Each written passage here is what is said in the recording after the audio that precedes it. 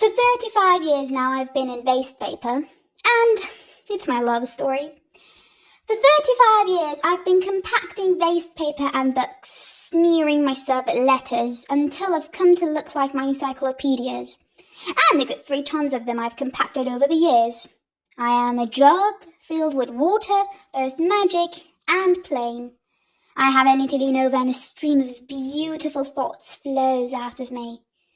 My education has been so unwitting I can't quite tell which of my thoughts come from me and which from my books. But that's how I've stayed attuned to myself and the world around me for the past 35 years. Because when I read, I don't really read.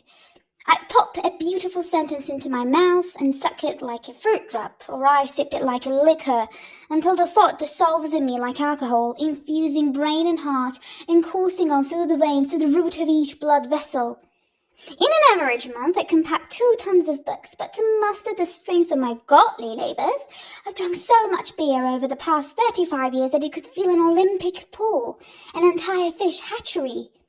Such wisdom as I have has come to me unwittingly, and I look on my brain as a mass of hydraulically compacted thoughts, a bale of ideas, and my head as a smooth, shiny Aladdin's lamp. How much more beautiful it must have been in the days when the only place a thought could make its mark was the human brain, and anybody wanting to squelch ideas had to compact human heads.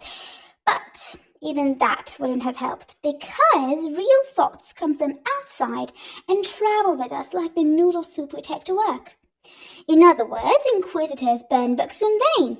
If a book has anything to say, it burns with a quiet laugh, because any book worth its salt points up and out of itself.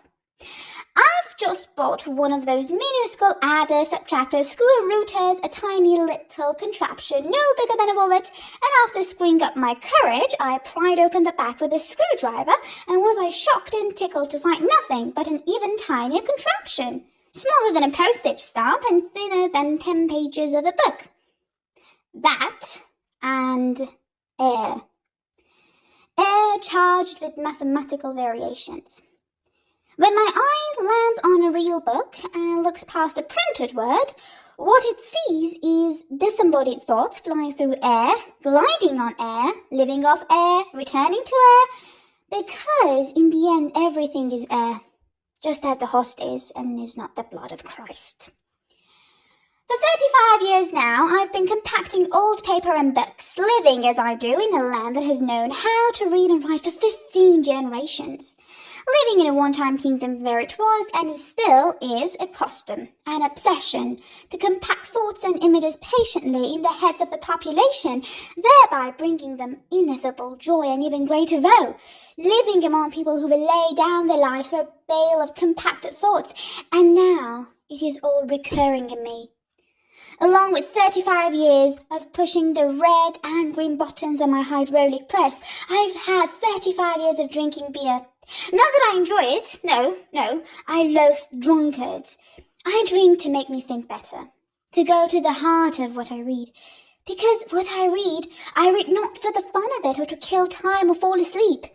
I, who live in a land that has known how to read and write for 15 generations, drink so that what I read will prevent me from falling into everlasting sleep, will give me the DTs, because I share with Hegel the view that a noble-hearted man is not yet a noble man, nor a criminal, a murderer.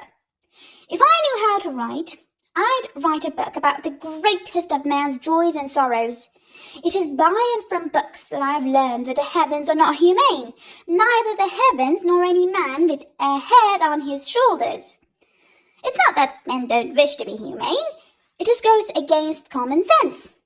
Rare books perish in my press, under my hands, yet I am unable to stop their flow.